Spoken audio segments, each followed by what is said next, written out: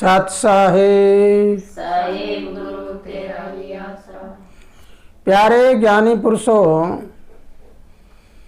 पिछली वीडियो में आपको बताया था कि हमारी 4 अवस्थाएं होती है। उसमें पहली अवस्था हमारी 25 वर्ष तक कुमार रहने की और उसमें शिक्षा और दीक्षा प्राप्त करने की होती है। तो आप ज़रा जानिए, उस अवस्था में हमारे जनेऊ डाले करते थे और जब शादीशुदा हो जाता तो उस जनेऊ को उतार दिया करते थे। तो आज जानिए कि अगर शिक्षा और दीक्षा प्राप्त कर ली तो उसके बाद क्या होगा, उसके बाद क्या करना चाहिए।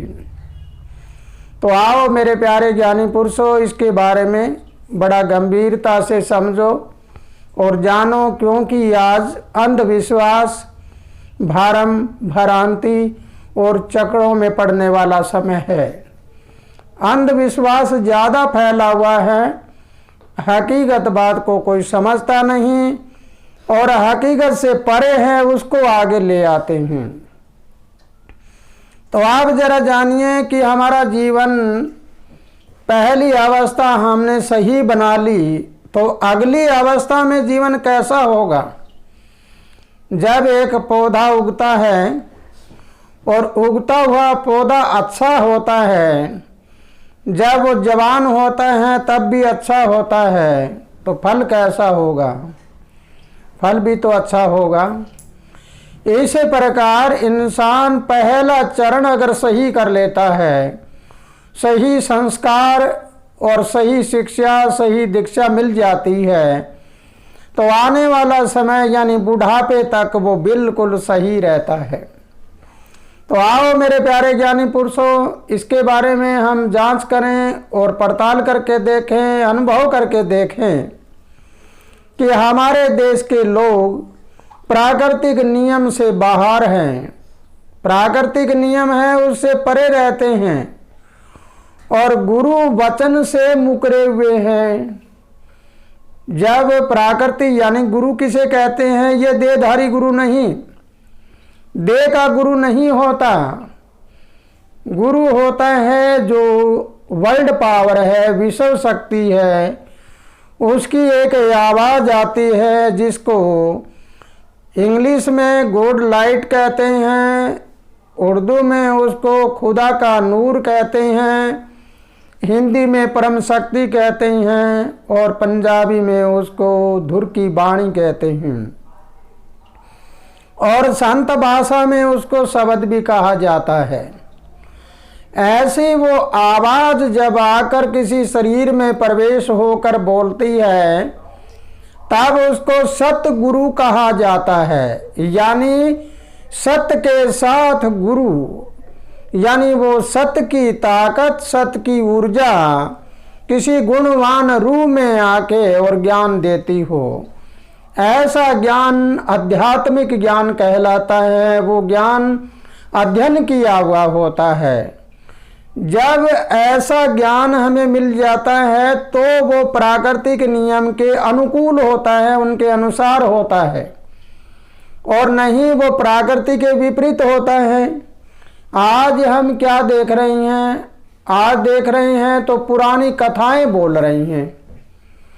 कथाओं बोलकर कथाओं में इतनी इतनी बात होती है जिन बातों का कोई लेना देना नहीं होता। तो इसलिए मेरे प्यारे ज्ञानी पुरुषों, मेरी बात का कोई बुरा तो मत मान लेना, क्योंकि बात जो हकीकत होती है वो हकीकत होती है। जैसे उदाहरण बताता हूँ आपको कि बजरंग बली जी ने सूर्य को मुंह में डाल लिया और 3 लोक में अंधेरा हो गया। क्या आज का कोई इंसान ये बात मानेगा कि आकाश में चमकने वाला सूर्य धरती से कितना गुना बड़ा होगा? कोई अंदाजा नहीं है।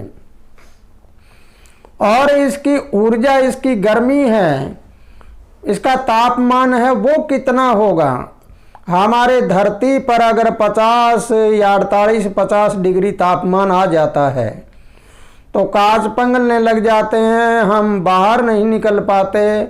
तो जब एक धरती पे जन्मा हुआ इंसान अगर मुंह में डाल ले सूर्य को, तो वो इंसान का मुंह कितना बड़ा होगा। लेकिन बात कुछ और होती है, उस बात को लिया कुछ और वे में जाता है। जैसे हकीकत यह है कि बजरंगबली जी बचपन में ऐसे बैठे थे और बैठे बैठे यूँ ध्यान लगाया तो ये सूर्य सवर है, ये सूर्य सवर चलाकर उन्होंने ध्यान लगाया तो ये गायब होकर यहाँ सुखमना बन गई। और सुखमना बनने के बाद इस बाहर वाले शरीर में एक अंदर शरीर और होता है, सूक्ष्म शरीर। वो सूक्ष्म शरीर और ये स्थूल शरीर अलग हो गया, अर्थात कारण शरीर पैदा हो गया। वो शरीर बाहर निकल के घूमने लगा। तब उन्होंने कहा बाल समय रवि भक्ष लियो, कहने का मतलब ये रवि, ये सूर्य सवर है। बचपन में उन्होंने ध्यान लगा के और अपनी यात्रा शुरू कर दी ब्रह्मांड की। तो प्यारे बच्चों, एक बात और बताता हूँ आपको, ज्ञान बड़ा होता है या विज्ञान? ज्ञान पहले आया कि विज्ञान पहले? इस बात में अगर तुम समझ जाते हो तो तुम्हारा अंधेरा मिट जाएगा। पहले ज्ञान आया था। पहले जैसे ज्योतिष शास्त्र है उसमें पहले बताया गया था कि धरती सूर्य के चारों तरफ घूम रही है, चंद्रमा धरती के चारों तरफ घूम रहा है और ग्रह है वो सूर्य के चारों तरफ घूम रहे हैं। ये किसने बताया? विज्ञान ने बाद में खोज करी है, पहले नहीं। विज्ञान ने ज्ञान को देख के खोज करी है, इसलिए अंधेरा हमारा यही है। आज हम बोलते हैं तो कहते हैं वैज्ञानिक युग है और ज्ञान को दरकिनार कर दिया। वैज्ञानिक युग ज्ञान के साथ जुड़ा हुआ होता है। तो मेरे प्यारे ज्ञानी पुरुषों, अगर तुमने इस बात को समझ लिया और जान लिया है तो आइए अगले चरण में चलते हैं कि हमें इस अंधेरे को मिटाने के लिए, इस अंधविश्वास को मिटाने के लिए क्या करना चाहिए।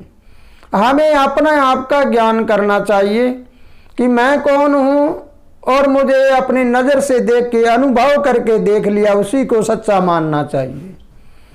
अगर देखकर अनुभव करके सच्चा मानोगे और अपने आप का ज्ञान करोगे तो तुम्हारे अंधेरा नहीं रहेगा, क्योंकि प्रत्यक्ष को प्रमाण की जरूरत नहीं होती कभी भी। तो इसलिए मेरे प्यारे ज्ञानी पुरुषों, एक बीच में छोटी सी बात बताता हूँ। हमारी एक शिष्या है, उस शिष्या ने मेरे पास कल एक मैसेज किया था।